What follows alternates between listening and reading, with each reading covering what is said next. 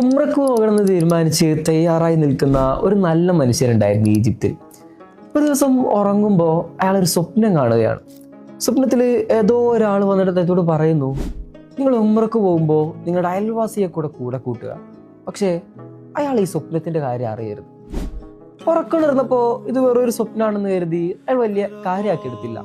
പക്ഷേ രണ്ടാമത്തെ ദിവസവും അയാൾ ഉറങ്ങുമ്പോൾ വീണ്ടും അദ്ദേഹം വരുന്നു.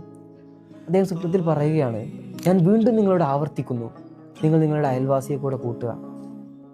വളരെ ഞെട്ടലോടെയാണ് അദ്ദേഹം ഉണരുന്നത്.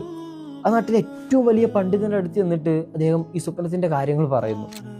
ആ പണ്ഡിതൻ അദ്ദേഹത്തോട് ചോദിക്കുന്നുണ്ട്, നിങ്ങൾക്ക് നിങ്ങളുടെ അയൽവാസിയെ കുറിച്ച് വല്ല അറിവുണ്ടോ? അയാൾ പറയുന്നു, അതെ, എനിക്കറിയാം. പക്ഷെ ഇന്നേ വരെ അയാളെ ഞാൻ നിസ്കരിക്കുന്നതായിട്ടോ പള്ളിയിലോ ഒന്നും കണ്ടിട്ടില്ല. തിരിച്ചു പോരാൻ നേരത്ത് ആ പണ്ഡിതൻ അദ്ദേഹത്തോട് പറയുന്നുണ്ട്, മൂന്നാമത്തെ ദിവസവും നിങ്ങൾ ഈ സ്വപ്നം കാണുകയാണെങ്കിൽ നിങ്ങൾ നിങ്ങളുടെ അയൽവാസിയെ കൂടെ ഉംറക്ക് കൊണ്ടുപോകണം. അന്നും അതേ സ്വപ്നം അയാൾ ആവർത്തിച്ച് കണ്ടു.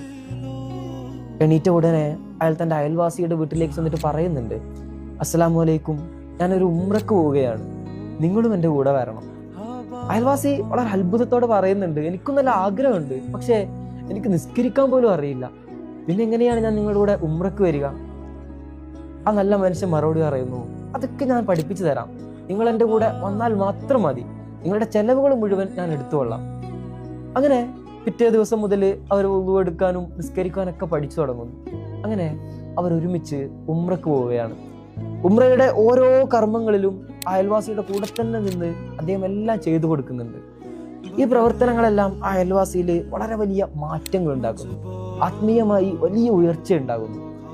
ഒരു ദിവസം ഹറമിൽ നിന്ന് വൈകുന്നേരം തിരിച്ചെത്തിയ അയാൾ ഇദ്ദേഹത്തോട് പറയുന്നുണ്ട്, എൻ്റെ ഒരുപാട് വർഷങ്ങൾ ഞാൻ പായാക്കി കളഞ്ഞിട്ടുണ്ട്, ഞാൻ വീണ്ടും ഹറമിലേക്ക് തന്നെ പോകട്ടെ. അയാൾ വളരെ സന്തോഷത്തോടു കൂടെ സമ്മതിച്ചു. ആദ്യ ദിവസം പെട്ടെന്ന് തന്നെ അയാൾ ഹറമിൽ പോയി തിരിച്ചു വരുന്നുണ്ട്. എന്നാൽ രണ്ടാം ദിവസവും ഇതുപോലെ പോയ അയാൾ ഒരുപാട് നേരമായിട്ട് തിരിച്ചു വരുന്നില്ല.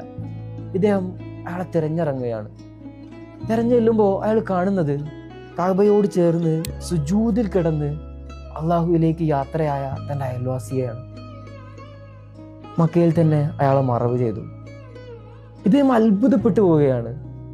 ഇന്നേ വരെ നിസ്കരിച്ചിട്ടില്ലാത്തൊരു മനുഷ്യൻ ഈ ഭൂമിയിൽ ഏറ്റവും പവിത്രമായ ഒരു സ്ഥലത്ത് അള്ളാഹുവിനോട് ഏറ്റവും സമീപത്ത് സുജൂദിൽ കിടന്നുകൊണ്ട് അള്ളാഹുവിലേക്ക് യാത്രയായിരിക്കുകയാണ്. എന്ത് മഹത്വമായിരുന്നു അയാൾക്ക് ഉണ്ടായിരുന്നത്! നാട്ടിലെത്തിയ ഉടനെ അയൽവാസിയുടെ ഈ ഭാര്യയുടെ അടുത്ത് ചെന്നുകൊണ്ട് അദ്ദേഹം ചോദിക്കുന്നുണ്ട്. ആ ഭാര്യ കണ്ണീരണിഞ്ഞുകൊണ്ട് മറുപടി പറയുന്നു, നമ്മുടെ വീടിൻ്റെ അടുത്ത് സഹായിക്കാൻ ആരുമില്ലാത്ത പ്രായമായ ഒരു സ്ത്രീ ഉണ്ടായിരുന്നു. എൻ്റെ ഭർത്താവാണ് അവരുടെ എല്ലാ കാര്യങ്ങളും നോക്കിയിരുന്നത്. എല്ലാ മാസവും ശമ്പളത്തിന്റെ ഒരു ഭാഗം അവർക്ക് നൽകുകയായിരുന്നു. ഒരു ദിവസം ആ പ്രായമായ ഉമ്മ ഇങ്ങനെ പ്രാർത്ഥിക്കുന്നത് ഞാൻ കേട്ടിരുന്നു, അള്ളാഹു നിനക്ക് നല്ല അന്ത്യം നൽകട്ടെ, എൻ്റെ കയ്യിൽ നിനക്ക് തരാൻ ഈ പ്രാർത്ഥനകളല്ലാതെ മറ്റൊന്നുമില്ല, അള്ളാഹു നിനക്ക് നല്ല അന്ത്യം നൽകട്ടെ. അള്ളാഹു ആ പ്രാർത്ഥന കേട്ടിരിക്കുന്നു.